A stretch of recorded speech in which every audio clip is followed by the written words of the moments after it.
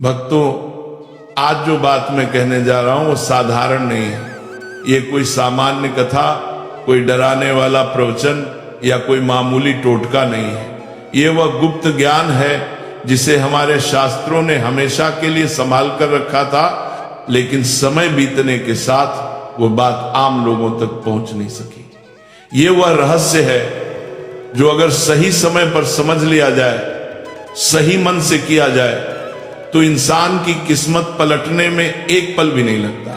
हमारे सनातन धर्म में हर चीज, हर रिश्ता, हर अवस्था के पीछे गहरा अर्थ और अपार शक्ति छिपी हुई है, लेकिन पीढ़ी दर पीढ़ी कई बातें या तो भुला दी गई या गलत तरीके से समझाई गई। इसलिए आज जब आप ये सुन रहे हैं तो पूरे दिल से सुनिए, क्योंकि हो सकता है कि आज का यही ज्ञान आपकी तिजोरी का ताला खोल दे, आपके घर की बरकत लौटा दे और आपकी आने वाली पीढ़ियों तक धन, सुख और समृद्धि का प्रवाह छोड़ जाए।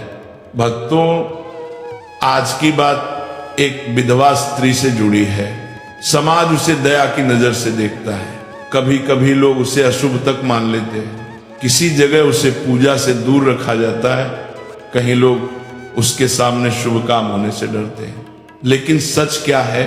सच ये है कि जिस स्त्री ने अपने पति को खो दिया, जिसने अपना सुहाग खो दिया, जिसने अपनी दुनिया खो दी, वह दुनिया की सबसे शक्तिशाली आत्माओं में से एक बन जाती है।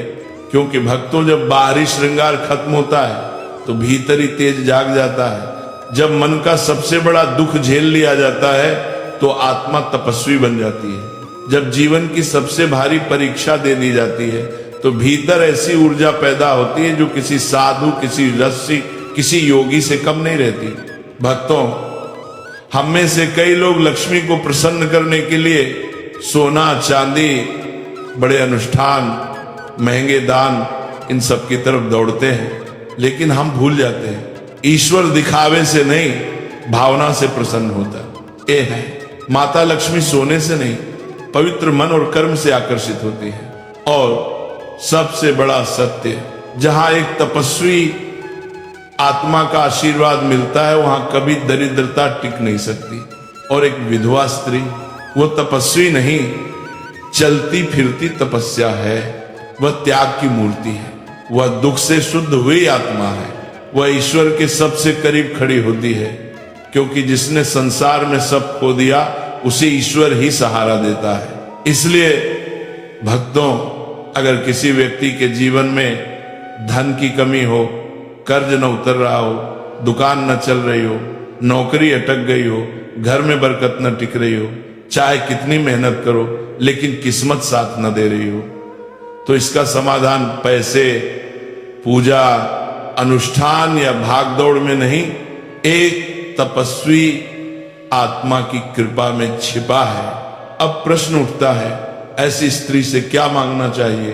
धन, कपड़े, खाना, उपहार? नहीं भक्तों, इनके बदले आपको बस क्षणिक चीजें मिलेंगी। 2 दिन फायदा होगा, फिर वही दशा लौट आएगी। वह चीज जो मांगनी है वो अदृश्य है, पर उसका असर पूरा जीवन बदल देता है।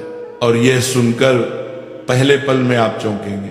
आपको उस विधवा स्त्री के दुखों का एक छोटा सा अंश मांगना है। हाँ भक्तों, दुखों का अंश। यकीनन ये सुनते ही मन में सवाल उठता है, कोई दुख क्यों मांगे? लेकिन यही वह स्थान है जहां गुप्त आध्यात्मिक विज्ञान छिपा है। जो लोग सिर्फ पूजा, प्रसाद और मंत्रों को समझते हैं वे यह नहीं समझ पाते, पर जो कर्म और ऊर्जा का रहस्य समझते हैं उन्हें यही भाग्य का दरवाजा मिलता है। क्योंकि भक्तों, दुख मांगने का अर्थ ये नहीं कि वह स्त्री दुखी हो जाएगी।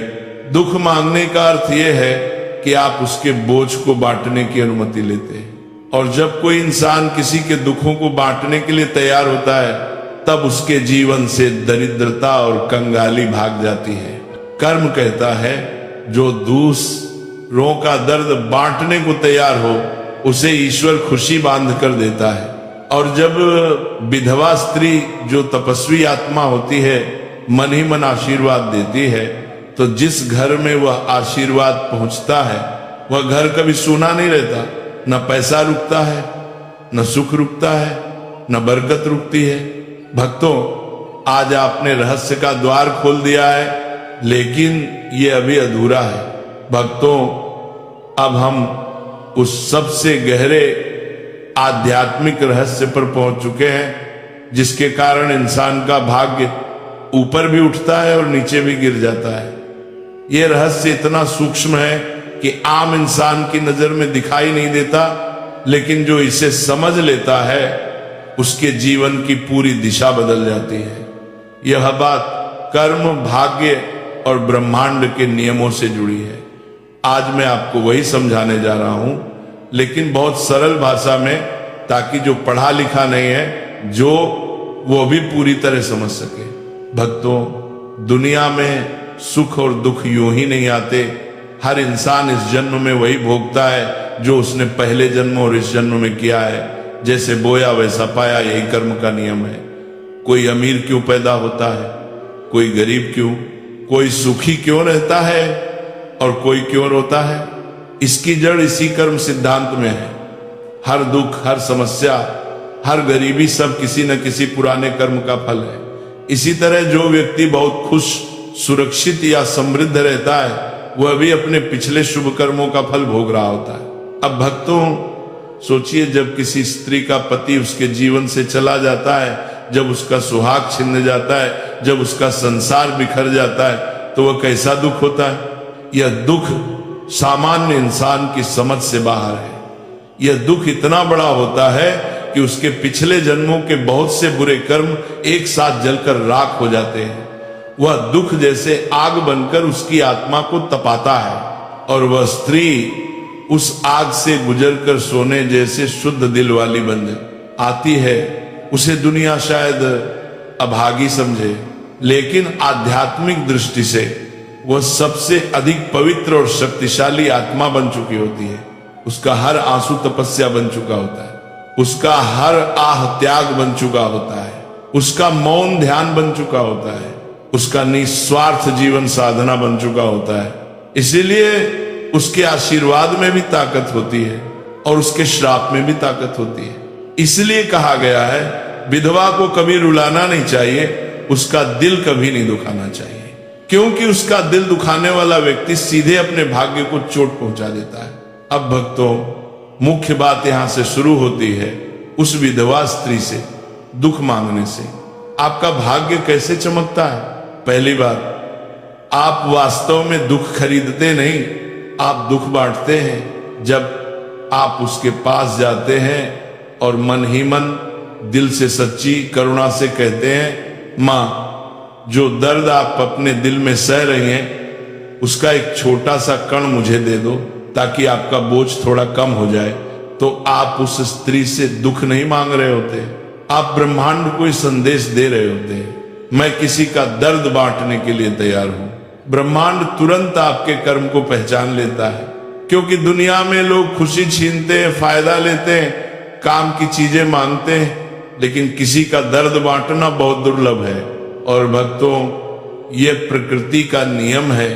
जो इंसान दूसरों के दर्द को बांटने के लिए आगे आता है, भगवान उसके जीवन के दुखों को बांटना शुरू कर देते हैं। उस क्षण से कंगाली हटने लगती है, धन का प्रवाह शुरू हो जाता है, भाग्य के बंद दरवाजे खुलने लगते हैं, और बरकत, सफलता और शांति जीवन में उतरने लगती है। क्योंकि आपने किसी का बोझ हल्का किया, इसलिए ब्रह्मांड आपका बोझ हल्का कर देता है। आपने दुख बांटने की मंशा दिखाई, इसलिए ईश्वर आपके सुख बढ़ा देते हैं। यही कारण है भक्तों, कई लोग मंदिरों में लाखों रुपये दान करके भी सुख नहीं पाते, और कुछ लोग किसी दुखी को सच्चे दिल से 2 शब्द बोलकर भी अमीर हो जाते हैं। क्योंकि ईश्वर चढ़ावे नहीं, भावना देखते हैं। माता लक्ष्मी हीरे नहीं, कर्म देखती है। भाग्य दौलत नहीं, मानवता का तराजू तोलता है। भक्तों, अब यहीं से आगे की बात शुरू होती है, और यह हिस्सा सबसे अधिक रहस्यपूर्ण और जीवन बदल देने वाला है। अभी तक आपने समझा कि करुणा और परमार्थ का भाव किस तरह भाग्य को पलट देता है, लेकिन अब समझना यह है कि यह सब केवल भावना भर नहीं है, बल्कि ये ब्रह्मांड का एक अटूट नियम है। जब इंसान अपने दिल में ये सच्ची इच्छा पैदा करता है कि अगर किसी का बोझ कम हो जाए तो थोड़ा सा दुख में सह लूं, तब उसी क्षण ब्रह्मांड उसके अंदर वह शक्ति जगाता है जिसके सामने दरिद्रता, असफलता और दुर्भाग्य टिक ही नहीं पाते। यह वह पल होता है जब मनुष्य भीतर से बदल रहा होता है, और जब मनुष्य भीतर से बदलता है तभी जीवन बाहर से बदलता है। भाग्य बाहर से नहीं पलटता, भाग्य पहले दिल के अंदर पलटता है। भक्तों, दुनिया में दो तरह के लोग होते हैं, एक जो सिर्फ लेने के लिए आए हैं और दूसरे जो देने के लिए आए हैं। जो सिर्फ लेता है उसका भाग्य सीमित रहता है, लेकिन जो देना सीख जाता है उसका भाग्य अनंत हो जाता है। और देने की सबसे महान चीज क्या है? पैसा नहीं, वस्तुएं नहीं, बल्कि किसी के दर्द को थोड़ा सा बांट लेने की भावना। यही सबसे बड़ा दान, सबसे बड़ा तप और सबसे बड़ा पुण्य है। जब आप किसी विधवा माता के दुख को बांटने की भावना रखते हैं, उस क्षण आप उसका जीवन आसान बनाने की जगह उसके कर्मों को भी हल्का कर रहे होते हैं। और जब उसके कर्म हल्के होते हैं तो वह भीतर से दुआ देती है, चाहे बोल कर दे या बिना बोले, उसका आशीर्वाद सीधा आपके भाग्य में लिख दिया जाता है। याद रखना भक्तों, दुनिया में सबसे सच्ची दुआ उस इंसान की होती है जिसने दुख झेला हो, क्योंकि जो केवल सुख में रहा है उसकी दुआ में आग नहीं होती। लेकिन जिसने खोया हो, सहा हो, रोया हो, उसकी दुआ पत्थर पर भी फूल उगा सकती है। विधवा स्त्री के आंसू साधारण पानी नहीं होते, वे तपस्या की अग्नि में पवित्र हुए होते हैं। उसके दिल से निकलने वाली दुआ में वह शक्ति होती है जो इंसान के जीवन की सबसे बड़ी रुकावटें भी एक ही पल में दूर कर देती है।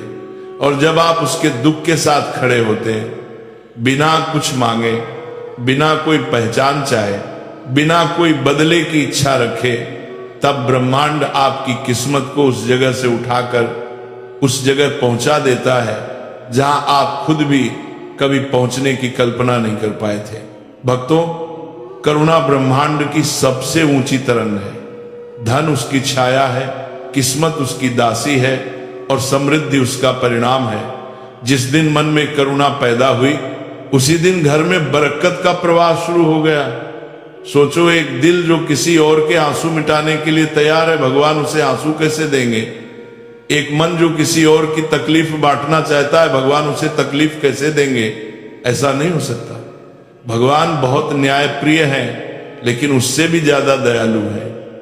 जो दया के मार्ग पर चल पड़ता है, उसके पीछे खुद लक्ष्मी और नारायण चल पड़ते हैं। भक्तों, दुनिया में सबसे मजबूत व्यक्ति वो नहीं है जो बहुत पैसा कमाता है, बल्कि वह है जो दूसरों के दर्द को देखकर उसका हिस्सा अपने ऊपर लेने की क्षमता रखता है। यही तो असली धनी होने का मापदंड है। जो इंसान सिर्फ अपने लिए कमाता है वह अमीर हो सकता है, लेकिन जो इंसान दूसरों के लिए जीता है वह महाधनवान हो जाता है। धन केवल तिजोरी में नहीं रहता, धन हृदय में रहता है। और जहां हृदय में दया हो, वहां से धन, शांति, सम्मान और सौभाग्य कभी नहीं जाता। यही कारण है भक्तों की कई बार आप देखेंगे कुछ लोग कम कमाते हैं, लेकिन उनके घर में कभी कमी नहीं होती, और कुछ लोग बहुत कमाते हैं फिर भी परेशान रहते हैं। क्यों? क्योंकि समृद्धि मेहनत से नहीं आती, समृद्धि कर्म और करुणा से आती है। मन का विशाल भाव सौभाग्य को अपने पास खींचता है, जैसे चुंबक लोहे को खींचता है। जब दिल बड़ा हो जाता है तब जीवन बड़ा हो जाता है। और ये याद रखना भक्तों, माँ लक्ष्मी घर में तभी कदम रखती है जब दिल में दया जीवित हो। जहां दिल में करुणा नहीं, वहां पूजा, मंत्र, करोड़ों रुपए और महंगी भेंट भी कोई काम नहीं करती।